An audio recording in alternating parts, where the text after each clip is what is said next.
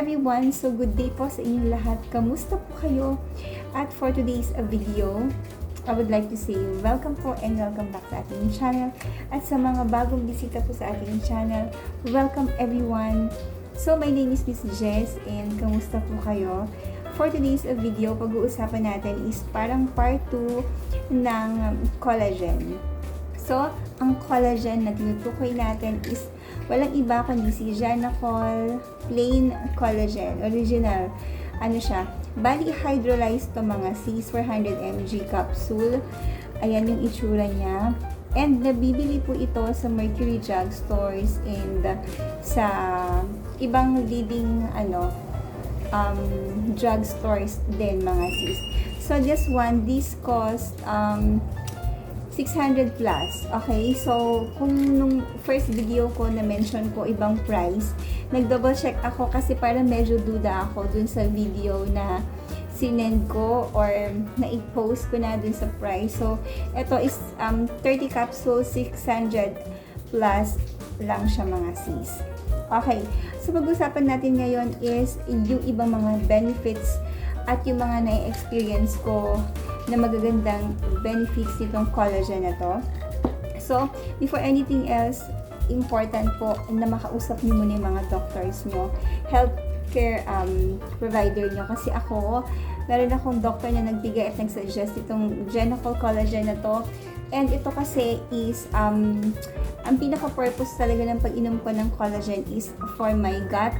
Nagkaroon tayo ng leaky gut and pakita ko nilang yung picture ko dito nung panahon na ako ay nagsasuffer from leaky gut. Okay, para at least makita niyo yung difference kung effective nga ba si collagen para dun sa mga concerns sa leaky gut. Okay, so ito yung mga potential benefits ng collagen sa mga kababaihan na katulad natin. So may mga ilan ako ditong i-mention at ito ay yung kiniklaim ng benefit ng collagen. Isa dito yung number 1 is yung healthier hair, sabing ganon. And maghahanap ako ng picture na mai-post ko if mako-compare natin yung hair natin ng before and after. Pero sa totoo lang po, talagang siya, kumapal yung buhok ko, mas mabilis siyang humaba. Ako yung nagugupit ng buhok ko, dulo-dulo lang naman mga sis, and napansin ko talaga yung bilis ng paghaba ng buhok ko. Okay, so number 1, yung healthier hair, yes, effective po siya sa akin. And then yung skin, yes, nakitaan ko ng kintab factor using collagen.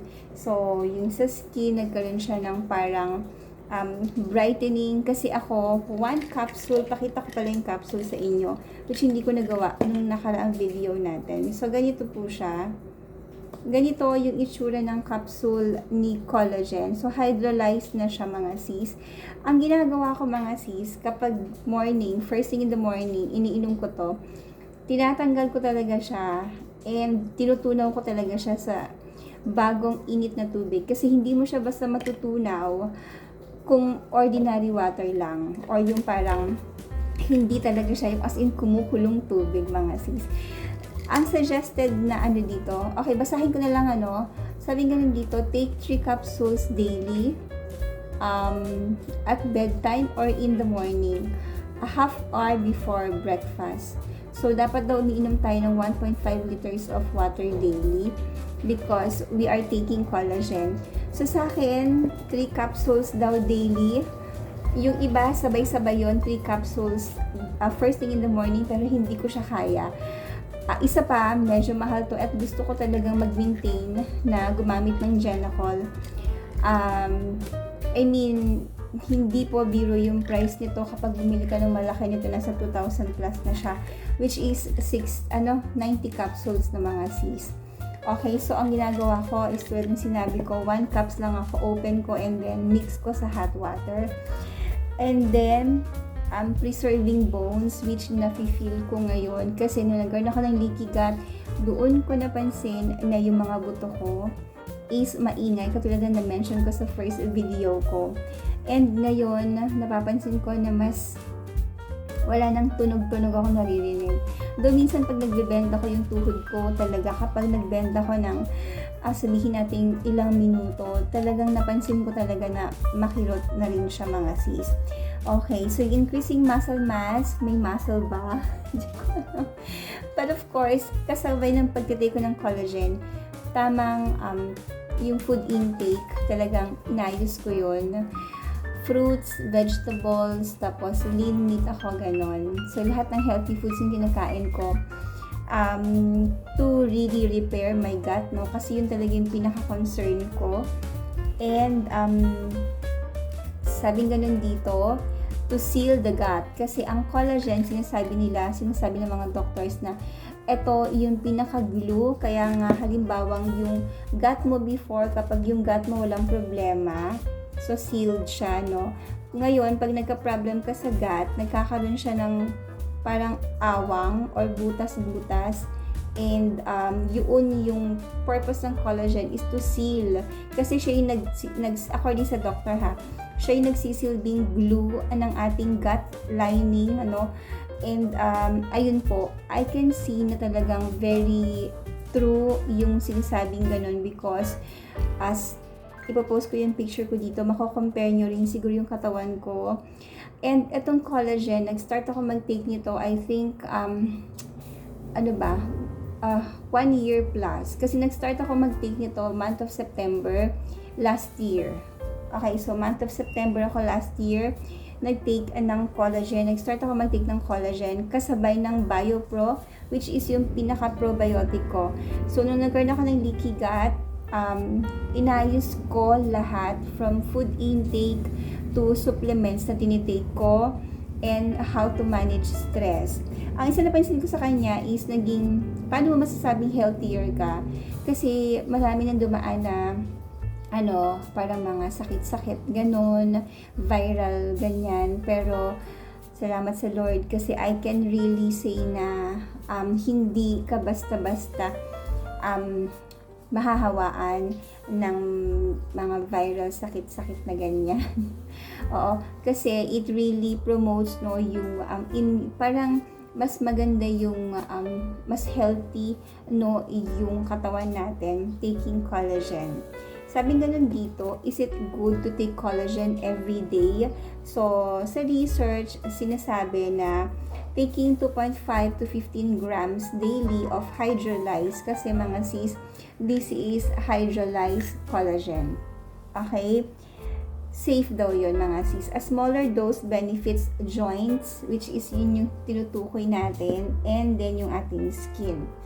Okay, so, sabi ganun dito, of course, it's important na kausapin mo yung doctor mo kasi ang nag-recommend sa akin ito is doctor talaga mga sis. Plus, yung BioPro, which I think is very effective kasi nakikita ko yung changes sa atin. What are the side effects of taking collagen? So, sabing ganun, collagen is considered to be well tolerated, with no major side effect. And I can say na ganun siya.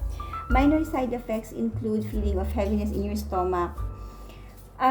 Parang sinasabi nila na kapag nag-take ka ng collagen na first thing in the morning, according sa iba, parang yung gas and bloating na experience nila yun. But very minor lang naman yun. Yung iba naman nagkakaroon ng mild diarrhea. So, it depends talaga. Kaya it's really important to talk to your doctor kasi siya talaga yung masigit na nakakakilala sa'yo at sa atin. And, syempre, sila yung mag-monitor sa mga katawan natin. Sabi ganon, experts recommend using collagen according to a very effective course. So, about 2 to 3 months and about 3 to 4 courses per year. Between courses, you should have a break of 1 to 2 months. Sabi ganon, this will help your body promote the effectiveness of collagen to each organ in the body. So, there are really proper way, kung paano natin gagamitin or iinumin yung collagen. Kasi nga po, important talaga na you talk to your doctor first. Before kasi, mayroon akong tinry na collagen na nabibili sa drugstore. Pero yun, nakafeel ako ng heaviness sa tiyan ko. As in, parang hindi ako hiyang sa kanya. So, it's really important na alam ng doctor mo yung situation ng body mo para mabigyan kayo ng tamang gamot, tamang dosage, and how to use it, parang ganon. So, when should I take collagen? Ako, as ko ano yung halimbawa, ang bumili ka nito, merong instruction on when to use the product, and yun yung susundin mo. Kasi yun, I think, yung mas magiging magaan sa pakiramdam mo kapag yun ang ginawa natin. And, there is some evidence that time of day you may take collagen powder can have different benefits. So, yung iba, okay naman na take siya ng morning, yung iba naman okay take siya ng gabi. Pero mga sis, ang napansin ko na isa sa nagustuhan ko, taking collagen is naayos niya yung tulog ko. As in, paghiga ako, inaantok-antok na ako, and mas mahaba yung oras ng tulog natin. So, I think, ayun po, and kung may mga concerns kayo, kung sa skin, marami naman kasing collagen sa market ngayon if ang concern is skin. Pero if ang concern mo is yung gut mo or yung bones mo, then pwede mong kausapin yung doctor mo kasi I believe na makakatulong talaga siya ng malaki sa'yo. Katulad ng doctor ko, pinagsasabay ko ang collagen and prebiotics and probiotics. So, si prebiotics yung pinaka-food ng probiotics. Probiotics yung good bacteria sa tiyan natin, and it all starts sa tiyan. Ako naniniwala ako doon because kapag kumakain tayo and all, talagang, para ma-distribute ng maayos yung sa katawan natin, nutrients sa katawan natin, talagang dapat maayos yung tiyan natin. And good bacteria si probiotics, and ang pagkain ni probiotics is prebiotics, which are yung mga vegetables, green leafy vegetables, and pag-usapan natin yun sa susunod mga sis. And yun po, if may mga questions kayo or suggestions about this topic, pwede na tayong mag-comment and down below, and please do like, share, and subscribe sa ating channel. Thank you so much everyone. Stay safe po, and bye!